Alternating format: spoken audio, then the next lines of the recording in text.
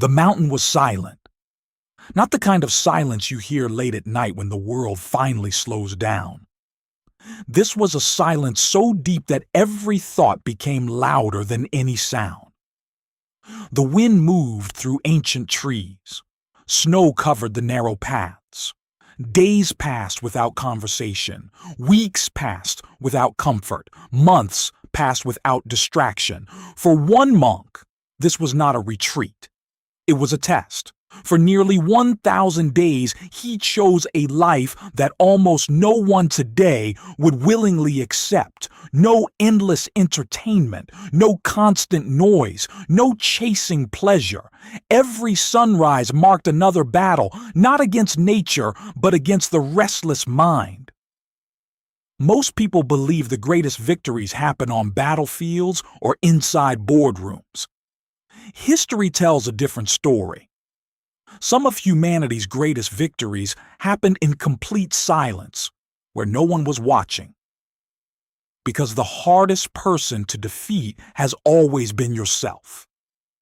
Modern life teaches you to satisfy every desire the moment it appears. Hungry? Order food. Bored? Open your phone. Lonely? Scroll until your attention disappears. Every feeling demands an instant response. But thousands of years before smartphones and social media, monks had already discovered something remarkable. Desire is never finished. Feed it once, and it returns stronger. Ignore it, and something unexpected begins to happen. For centuries, Buddhist monks across Asia devoted their lives to understanding this invisible force. They believed suffering did not begin with pain itself. It began with attachment, with the endless need for more comfort, more pleasure, more approval, more certainty.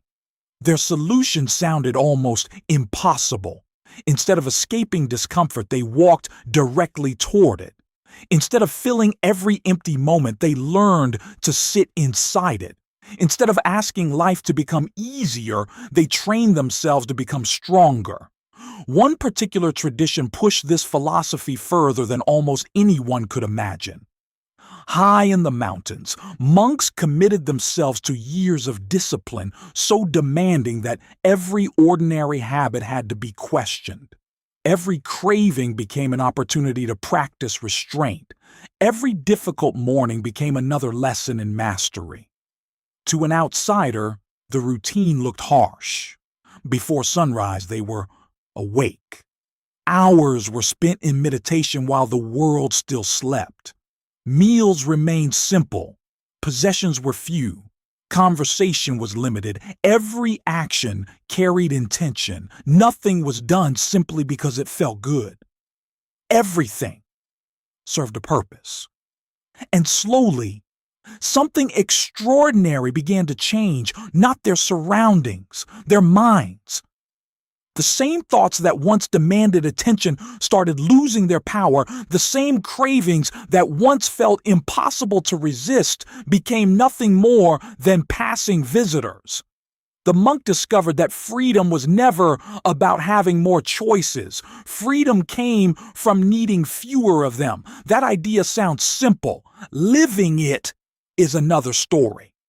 Because the modern world is built on the opposite belief. Every advertisement tells you happiness is one purchase away. Every notification convinces you that something deserves your attention.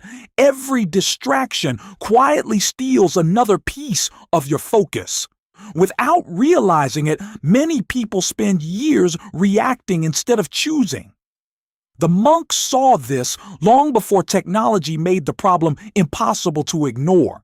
He understood that every uncontrolled desire places another chain around the mind. Most people never notice those chains. They simply call them normal life. But what if normal is exactly what keeps people trapped? That question would define the next 1,000 days.